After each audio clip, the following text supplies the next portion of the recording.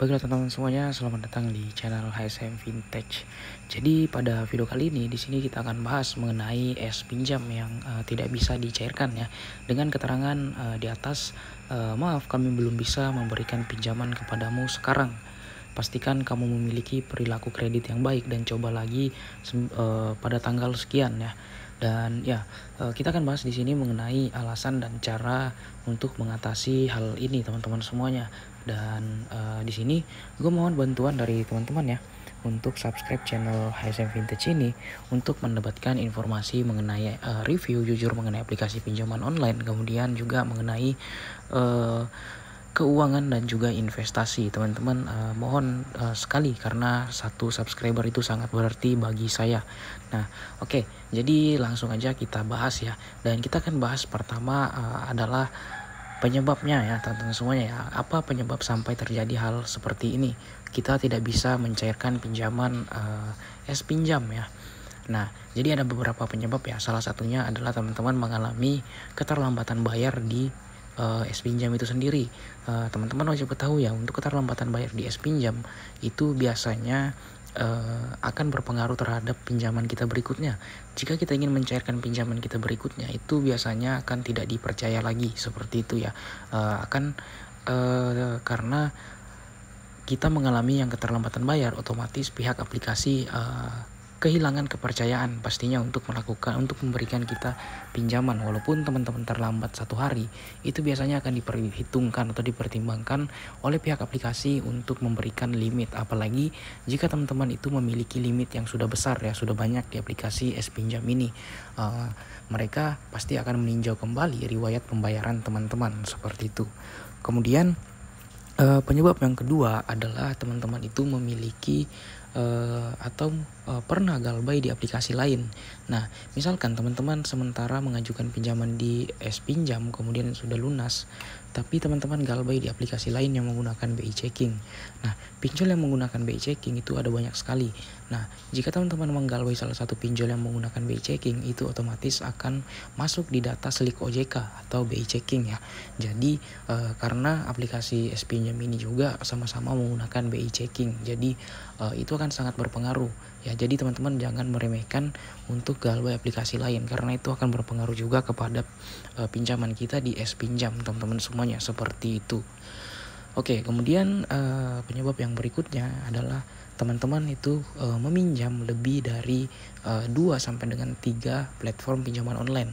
Nah, itu akan sangat berpengaruh juga ya, karena sekali lagi terdata di BI checking. Jadi, misalkan teman-teman memiliki pinjaman di aplikasi ada Kami, EasyCash dan juga ada Pundi. Nah, ketiga aplikasi tersebut menggunakan BI checking yang dimana riwayat pinjaman dan pembayaran kita akan terdata.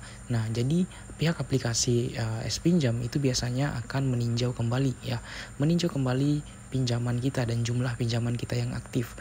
Jadi memang sangat disarankan sebenarnya teman-teman itu untuk hanya boleh pinjam di platform 2 ya maksimal pinjaman online, agar tidak berpengaruh terhadap pinjaman lain. Karena kalau kita memiliki pinjaman online lain yang aktif atau kita sedang meminjam dan belum lunas, itu biasanya akan saling berpengaruh kepada aplikasi yang lain, termasuk es pinjam itu sendiri teman-teman semuanya. Jadi lumayan sangat mengganggu teman-teman semuanya seperti itu.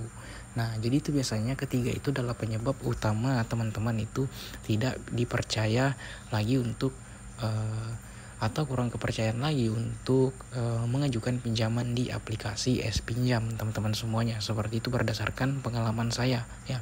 Kemudian bagaimana cara untuk mengatasinya? Nah, sebenarnya untuk cara mengatasinya sangat simpel ya, dan namun memang harus butuh kesabaran. Yaitu teman-teman buat yang memiliki lebih dari 3 pinjaman yang aktif atau belum lunas, teman-teman itu boleh melunasi 2 pinjaman tersebut terlebih dahulu ya. Kemudian teman-teman yang memiliki riwayat galbay juga mungkin memang harus dilunasi teman-teman semuanya seperti itu. Namun biasanya kalau teman-teman itu galbay di satu aplikasi saja ya, itu bisa saja cair. Namun kalau lebih dari satu itu akan sulit untuk mencairkan es pinjam teman-teman semuanya. seperti itu. Nah, kemudian jika kita telah melunasi semua pinjaman online kita yang aktif atau dua dari pinjaman online kita yang aktif, apakah langsung bisa mencairkan atau mengajukan pinjaman di S-Pinjam? Tentunya teman-teman harus menunggu terlebih dahulu ya. Biasanya itu kita disuruh menunggu 1 bulan, namun ya tidak bisa 1 bulan saja. Biasanya itu hoki-hokian ya. Berdasarkan pengalaman saya itu biasanya di rentang waktu 1 sampai dengan 3 bulan baru teman-teman bisa mengajukan pinjaman lagi di aplikasi S-Pinjam ini, seperti itu.